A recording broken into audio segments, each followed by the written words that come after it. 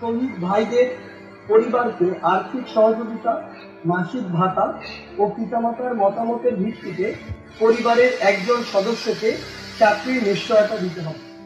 আপনার আন্দোলন সহযোগী বন্ধুর আত্মার শান্তি কামনা করছে। আন্দোলনে জীবন উৎসর্গকারী বন্ধুদের পরিবারের জন্য মাসিক ভাতা এবং পরিবারের একজনকে সরকারি চাকরি দেওয়ার যে দাবি আপনারা জানিয়েছেন, আমরা তার সাথে সহমত।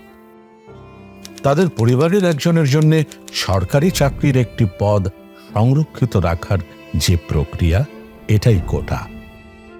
আর সেই কোটাই রাষ্ট্র কর্তৃক কৃতজ্ঞতা হিসাবে প্রণীত হয়েছিল ৭১-এর মুক্তিযুদ্ধে জীবন উৎসর্গকারী ও জীবন বাজি রেখে আমাদের জন্য স্বাধীন দেশ উপহার দেওয়া মুক্তিযোদ্ধাদের পরিবারের সদস্যদের জন্য। আপনি আজ কোটা চাইছেন, আমরাও তাই চেয়েছি। আপনাদেরও আমাদের চাওয়া কিন্তু এক ও অভিন্ন।